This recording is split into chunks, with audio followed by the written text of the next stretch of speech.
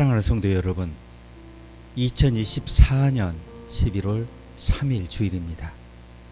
여러분, 지난 한 주간 여러분의 삶 속에서 여러분의 목표 가운데, 여러분의 성취 가운데 하나님의 나라가 얼마나 침투한 것 같습니까? 여러분, 하나님 나라 가까이 서 계십니까? 하나님 나라가 여러분의 삶의 중심에 자리하고 있습니까? 오늘 하나님 만나니 부활의 영생의 이 순간에 하나님의 평강 여러분 삶에 가득하기를 축복합니다. 함께 기도하시겠습니다. 아버지 하나님, 계절이 깊어가고 있습니다. 또한 계절의 진행이 늦어지고 있습니다. 아마 이 가을의 정취는 무척 짧을 것이고 머지않아 강하고 혹독한 겨울이 다가올 것을 예상하고 있습니다. 예상치 못한 기후 변화와 마찬가지로 우리 삶에도 상상할 수 없었던 변화와 도전이 계속해서 물밀듯이 우리 삶을 덮치고 있습니다. 큰 산의 요새가 되시고 방패가 되시고 우리의 오른손에 검을 쥐고 계시는 권능의 하나님을 바라보면서 우리 앞에 모든 도전을 두려워하지 않고 주님이 기뻐하신 뜻을 생각하며 나가기를 원합니다. 이 한 주간 우리의 삶이 이렇게 지속되고 있는 것이 하나님 부르심에 소망이 있기 때문인데, 그 부르심이 무엇인지 다시 생각하게 하시고, 그 부르심이 사랑이라고 분명히 말씀하시니 그 사랑이 어떤 사랑인지 내 삶에 적용할 수 있도록 하나님 나라를 확장해 주시옵소서. 예수님의 이름으로 기도합니다. 아멘.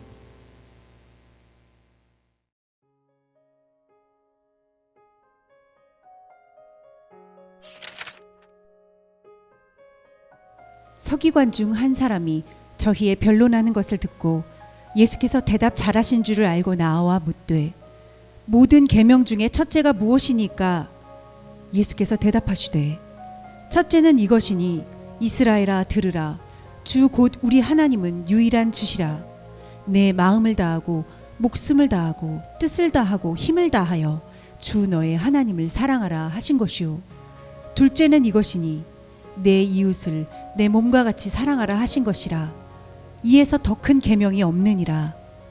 서기관이 가로되, 선생님이여 옳소이다. 하나님은 한 분이시오 그 외에 다른 이가 없다 하신 말씀이 참이니이다.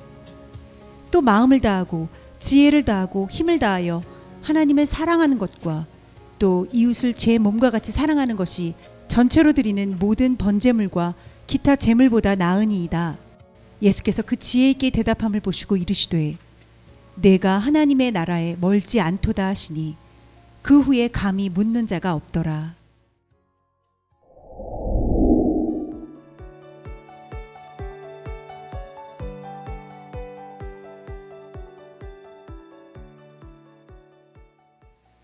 나라든 돌덩어리, 이런 도발적인 제목으로 마가복음 12장 28절에서 34절 말씀을 함께 나누기를 원합니다. 작가 아론 다이크스트는 젊고 성공한 한 경영자가 이제 새 제기어를 뽑아서 이제 과속으로 동네를 지나던 어떤 사건을 썼는데요. 갑자기 돌덩어리 하나가 제기호의 옆문에 쾅 하고 박힙니다. 이 젊은 운전자가 얼마나 화가 났겠어요. 브레이크를 세게 밟아서 급정치를 한 후에 벽돌이 던져진 지점까지 후진을 해요. 그런 다음 차에 뛰어내려서 가장 옆에 서 있는 소년을 붙잡고 소리치는 거예요. 이게 다 무슨 짓이냐? 넌 누구니? 도대체 뭘 한 거야? 조금 새 차인데 내가 던진 돌 때문에 어마어마한 돈을 변상해야 해. 왜 그랬니? 이렇게 다그칩니다. 어린 소년이 울면서 미안해합니다. 아저씨, 제발요. 죄송하지만 다른 방법을 몰랐어요. 소년이 애원합니다. 아무도 서지 않아서 벽돌을 던졌어요.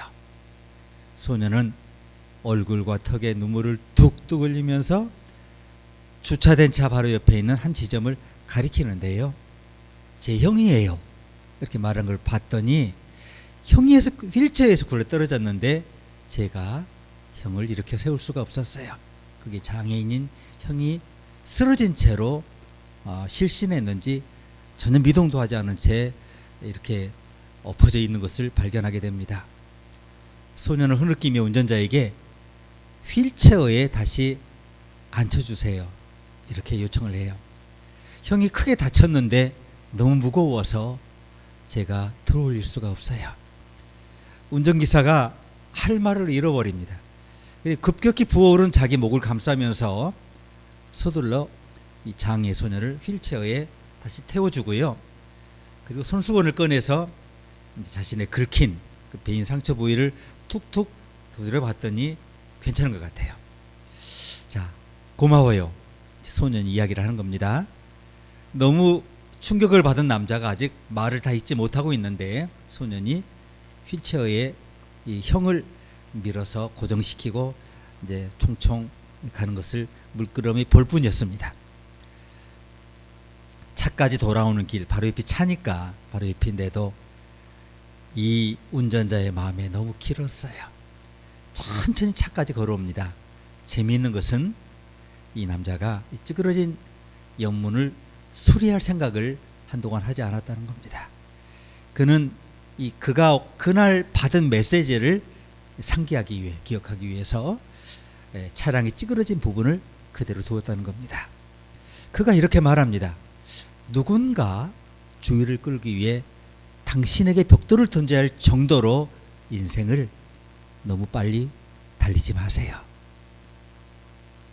마가복음 12장에는 바리새인 사두개인과 일부 헤롯 당원들이 예수님을 함정에 빠뜨리려고 모의하는 모습을 볼 수 있어요. 자, 이 사람들은 예수님이 메시아를 참칭하면서 사람들을 선동하고 있다고 생각했거든요. 그래서 예수님이 문제를 일으키는 사람으로 보고 그를 재판에 세울 이유를 찾고자 했어요. 자, 그러나 이 사람들이 발견한 것은 예수님이 그들보다 율법을 훨씬 더 잘 아신다는 겁니다. 게다가 예수님은 율법의 형식적인 관점이 아니라 율법의 핵심을 이해하는 그런 분이었어요.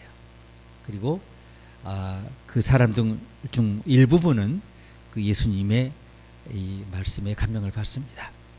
율법 교사 중 한 명이 제자들의 토론에 참여를 하는데 예수님께 이렇게 얘기를 해요. 모든 계명 중에서 어떤 것이 가장 중요합니까? 라고 물어요.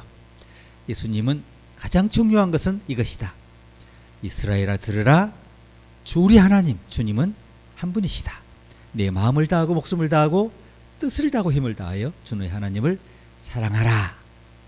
두 번째는 이것이다. 내 이웃을 내 몸과 같이 사랑하라. 이보다 더 큰 계명이 없다라고 답변을 주십니다.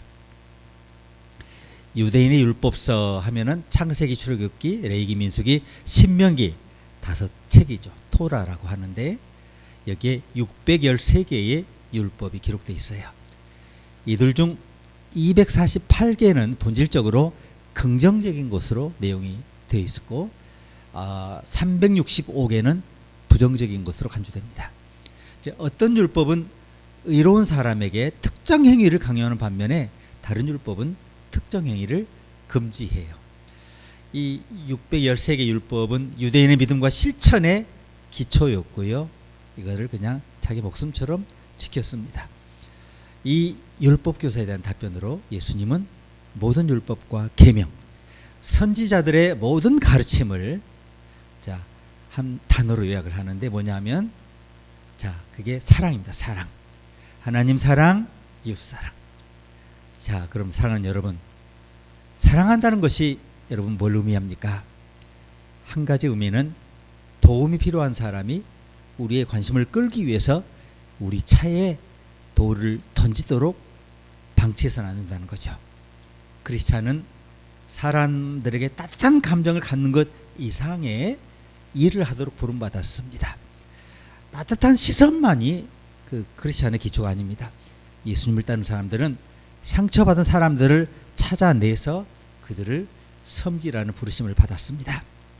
단순히 율법에 하지 말아야 할 것을 지키는 것만으로 기독교인 되기는 쉬워요. 때때로 예배 참석하고 헌금함에 적은 돈을 넣는 것만으로도 기독교인이 되는 것은 쉽습니다. 자, 유감스럽게도 예수님을 지금 따른다 생각하는 많은 분들이 이런 점을 완전히 놓치는 것 같아요. 예수님께서 우리에게 말씀하신 가장 중요한 것은 하나님을 사랑하고 이웃을 사랑하라는 것입니다. 자, 사랑이란 뭔가요? 막 질척거리는 요동치는 밀물처럼 막 밀려오는 그런 감정입니까? 이렇게 할로윈 데이에 초콜릿, 사탕, 떡볶이에 대해서 느끼는 그런 감정입니까? 요즘 유행하는 아파트 404 제니의 노래, 그런 유행하는 노래의 속삭임 그런 겁니까? 최근에 크리스찬 반 로스만이라는 대학생에 대한 흥미로운 이야기를 읽었는데요. 오레곤주 코발리스 오레곤 주립대가 있는 거기죠. 크리스 아파트 문을 경찰 그리고 민간항공 순찰대 수색 구조대가 같이 찾아와서 문을 쾅쾅 두들게. 놀라서 문을 열었더니 경찰이 크리스에게 묻는 거예요. 조난 신호를 보냈냐고. 크리스는 명백히 자기 집이잖아요. 조난당한 것도 아니고 자기가 그런 것을 했다는 그런 기억이 없어요. 전혀 알 수 없는 일이었어요. 조사 끝에 이 대응팀은 이 크리스의 오래된 그 평면 TV가 있었는데 평면 TV가 신호를 발산하고 있는 것을 발견을 하게 됩니다. 자, 평면 스크린에 이상한 문제가 있어가지고 조난 신호 비슷한 게 자동적으로 방출되고 있었던 거예요. 그랬더니 아주 매우 민감한 위성이 이 신호를 포착해가지고 미 동부 있죠. 동부 버지니아 랭글리 공군기지에 있는 공군 구조센터로 전달됐고요. 그들은 가전제품에서 그렇게 강한 신호가 나오는 것을 본 적이 없었기 때문에 저 서부 끝에 있는 오레곤주 코발리스 크리스 아파트 문을 녹화한 겁니다.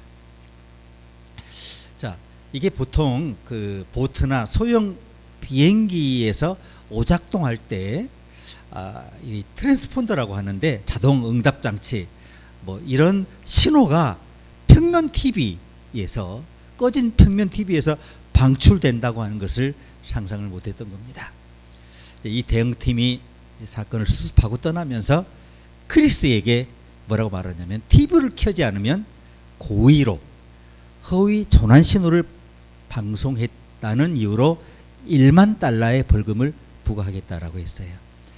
다행히도 TV 제조업체에 연락했더니 무료로 새 걸로 교체해 주겠다고 해서 문제가 일단락됐습니다. 도움이 필요한 많은 사람이 교회에서 수신할 수 있도록 어디선가 조난 신호를 보내면 얼마나 좋겠습니까? 물론 영적으로 예민한 사람들은 찾아내서 돕기도 해요. 하지만 예수님의 사랑을 나누기 위해서 어디로 가야 할지 누구를 도와야 할지 우리 사실 잘 몰라요.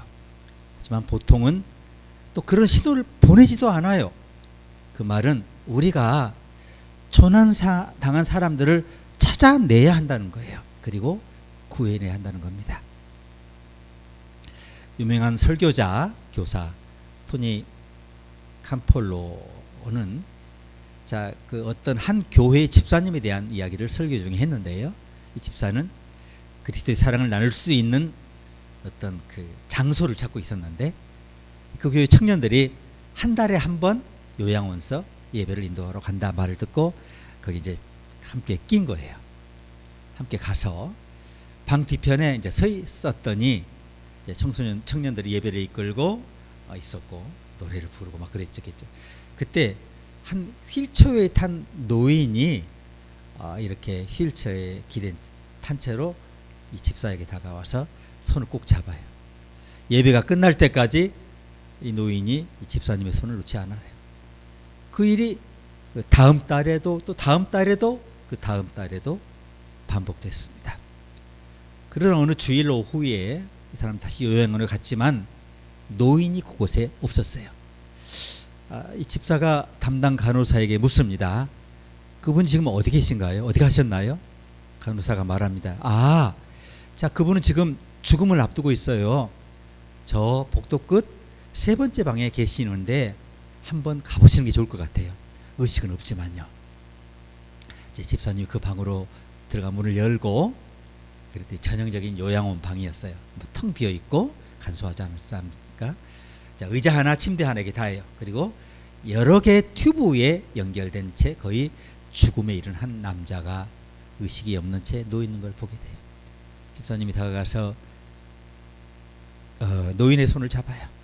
기도를 드리고, 이분을 위해 기도해 드려야 되겠다. 임종 기도, 그런 강한 자극을 받고 기도를 했더니, 그리고 아멘 이렇게 이제 그 소리를 했더니, 침대에 누운 노인이 의식이 없는 줄 알았더니 예상치 못하게 집사님의 손을 또 꼭 잡는 거예요. 그 손을 꽉 잡아주는 느낌에 이 집사님이 진한 감동이 자기 가슴 깊이 파도처럼 밀려오는 걸 느꼈다는 겁니다. 그러면 눈물이 터져 나온 거예요.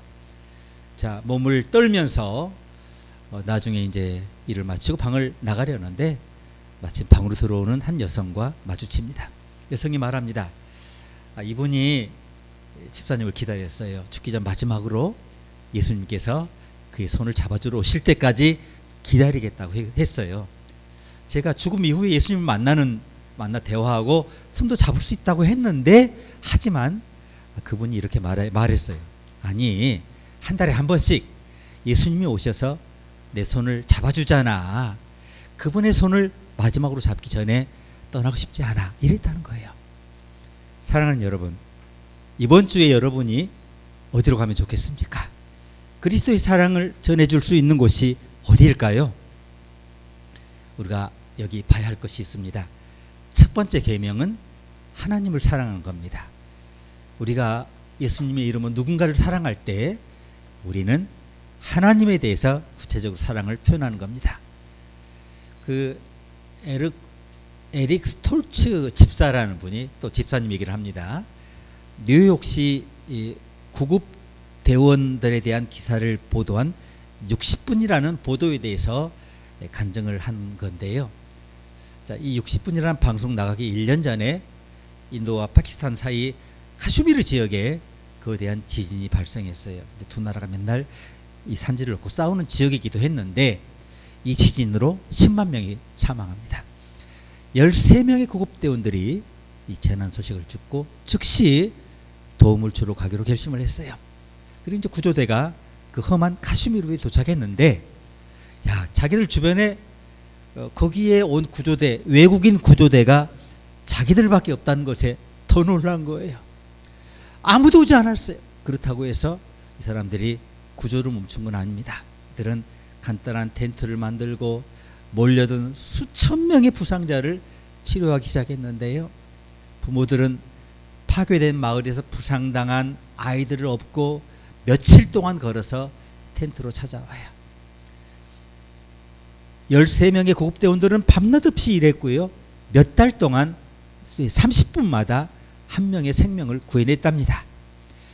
그 지역 주민들 중에 외국인을 만난 적이 있는 사람은 아무도 없었어요. 구급대원 중 한 명이 그 60분 기자와 이렇게 인터뷰를 해요. 나중에 이것을 이렇게 방송하기 위해 준비할 때, 우리는 단순히 사람들을 치료하는 것이 아닙니다. 우리는 이슬람 근본주의에 맞서 이 계곡 전체를 예방 접종하고 있습니다. 이렇게 얘기했다는 거예요. 이것이 원래 이 사람들이 거기 간 이유는 아니었지만 거기 갔더니 거기서 발견한 하나님의 사명의 부르심의 이유였어요. 사랑하는 여러분, 우리가 오늘 예배드린 이 문 밖으로 그리스도 사랑을 전하기만 한다면 우리 사회에 기독교 전반에 걸친 냉소주의가 하룻밤 사이에 사라질 것이라는 저의 의견에 동의하십니까? 이브라임 링컨 대통령이 기독교대에 한 말을 읽어드리겠습니다. 아주 중요한 말씀인데, 링컨이 이렇게 얘기를 해요. 어떤 교회가 교인의 유일한 자격으로 율법과 복음의 핵심을 압축한 구세주의 말씀. 내 마음 다하고 목숨을 다하여 주 너의 하나님을 사랑하고 내 이웃을 내 몸같이 사랑하라를 제단 위에 새긴다면 나는 그 교회에 마음을 다하고 목숨을 다하여 그 교회에 등록할 것이다 라고 했다는 겁니다. 마이클 브레너는 하버드 대학교 근처 공동묘지에서 대부분의 밤을 보내는 노숙자였는데요. 이 브레너는 13살 때부터 마약을 시작했답니다. 결국 헤로인에 중독됐고요. 1990년 붙잡힌 후에 해독 프로그램을 마친 후에 새로운 삶을 살기로 결심을 해요. 그리고 이제 보스턴으로 향했는데 이 노숙자의 좌우명은 마약을 하지 말고 무슨 일이 일어나는지 한번 지켜보자. 이게 이 사람의 좌우명이었다고 그래요. 자, 이 브레너는 가구를 옮기는 아르바이트를 했지만 이 일을 하지 않을 때는 다른 노숙자들과 함께 보스턴 공공도서관에서 대부분 시간을 보냅니다. 하지만 이 다른 노숙자들과 달리 이 브레너는 도서관을 단지 쉬기 위한, 놀기 위한, 휴식하기 위한 그런 용도 이상으로 활용해야겠다는 마음이 들어요. 그러니까 무언가를 아는 것이 그 인생의 목표가 되고, 자, 아는 것은 이제 그가 뭐 어떻게 살아야 할지, 어떤 인생의 방향에 가야 할지를 결정하는 그런 나침판처럼 되었어요. 자, 이 브레너는 어려서부터 글을 쓰고 싶었답니다. 그런 열정이 그 마음에 있었어요. 그래서 그 프리랜서 저널리즘에 관한 책을 찾았는데 문제는 뭐 자기 소개서에 주소를 어디 넣어야 할지조차 모를 정도로 문맹이었어요. 그래서 거기서부터 다시 시작해야겠습니다. 그래서 브레너는 도서관에 있는 글쓰기 책에서 필요한 것들을 정보를 얻은 다음에 글을 쓰기 시작하는데 어느 날 이제 캠브리지에 있는 하버드 대학교 캠퍼스를 이제 돌아다니고 있었어요. 예, 그러다가 어떤 복도를 지나갔더니 방 하나에 컴퓨터가 가득 차 있는 거예요. 한 학생에게 컴퓨터를 사용할 수 있는지 물어요. 그랬더니 그 청년이 물론이죠라고 하면서 자신의 아이디어를 빌려주면서 저걸 쓰라고 했어요. 자, 이런 친절과 대우가 이 노숙자에게 어떤 마음을 줬겠어요? 하버드 대학생 못지않은 존엄성을 부여한 거예요. 그래서 나중에 그는 이것이 자기 삶의 회복에 결정적이었다라고 간증하죠. 하버드 대학의 청년이 경멸하는 대신에 연민으로 친절로 이 노숙자를 대하면서 이는 하버드 컴퓨터를 마음대로 사용할 수 있게 돼요. 그리고 마침내 지역 신문의 첫 번째 프리랜서 기사를 기고해서 천불을 벌어서 노숙자 삶에서 벗어나고, 그리고 나중에는 뉴스위크와 전국의 중요 그 신문에 그 프리랜서 기사를 싣기 시작합니다. 그리고 나중에 책도 출간을 하게 되는데, 한 무명의 대학생이 이 노숙자의 삶을 결정적으로 변화시키는데 도움을 줬어요. 여러분, 사랑하는 여러분, 여러분도 누군가의 인생에 그렇게 값진 기여를 하고 싶지 않습니까? 오늘 본문에서 한 율법 선생이 예수님께 와서 물어요. 모든 계명 중에서 어느 것이 가장 큰 계명입니까? 예수님은 가장 중요한 계명은 바로 이것이다라고 딱 짚으세요. 이스라엘아 들으라. 주 우리 하나님 주님은 한 분이시다. 내 마음을 다하고 목숨을 다하고 뜻을 다하고 힘을 다하여 주 너의 하나님을 사랑하라. 두 번째는 이것이다. 내 이웃을 내 몸같이 사랑하라. 이보다 더 큰 계명은 없다. 선생님이 옳소이다. 하나님 한 분이시요 그 외에 다른 이가 없다 하신 말씀이 참입니다. 또 마음을 다하고 지혜를 다하고 힘을 다하여 하나님을 사랑하는 것과 또 이웃을 제 몸과 같이 사랑하는 것이 전체로 드리는 모든 번제물과 기타 제물보다 나으니이다. 야, 이렇게 훌륭한 율법 선생이 있었습니다. 예수님 말씀에 전적으로 동의하고 그를 다시 한번 복창하는 모습을 보지 않습니까? 자, 예수님은 그가 지혜롭게 대답한 것을 보시고 내가 하나님 나라에 멀지 않았다라고 하십니다. 사랑하는 여러분, 여러분 지금 서 계시는 데가 하나님 나라와 거리가 얼마 될 것 같습니까? 가까이 서 계십니까? 자, 여러분 오늘 또 내일 또 하나님 나라 가까이서 살고 싶지 않습니까? 때때로 하나님 나라가 여러분의 마음에 충만히 임하면서 하나님 나라의 평강이 여러분 삶에 충만하기를 원치 않습니까? 여러분 과연 어떻게 하면 그럴 수 있을까요? 답은 하나입니다. 하나님이 원하시는 사랑을 나누는 거고 그 사랑을 찾는 것입니다. 다가오는 한 주에 이 위대한 삶을 여러분 살아내시기를 주님의 이름으로 축복합니다. 함께 기도하시겠습니다. 하나님 아버지, 오늘 또 새 날을 우리에게 주신 것을 감사합니다. 부활하신 주님의 손을 붙잡고 잠에서 깨어 부활하게 하신 것을 감사합니다. 내 안에 계신 성령님이 보증하심으로 예수님의 임재의 빛이 비춤으로 우리가 하나님 나라의 삶을 이 땅에 벌써 시작하게 하신 것을 감사합니다. 하나님이 오늘도 나를 사랑하신 그 사랑과 은혜 속에 하나님 모든 역경과 고난을, 질병을, 의심을, 하나님 불안을, 공포를 이겨내게 하신 것을 감사합니다. 너무나 큰 은혜를 받았습니다. 파도 같은 은혜, 강물 같은 은혜, 폭포수 같은 은혜를 받고 있습니다. 이 사랑을 일부라도 하나님, 우리 같은 그런 하나님의 사랑을 알지 못하는 분들과 나눌 수 있도록 축복하여 주시옵소서.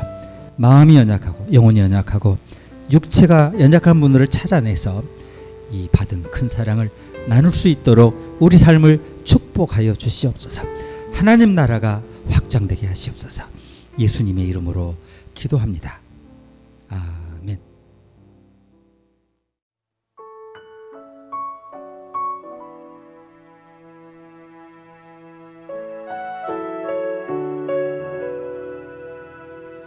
작은 불꽃 하나가 큰 불을 일으키어 고주위 사람들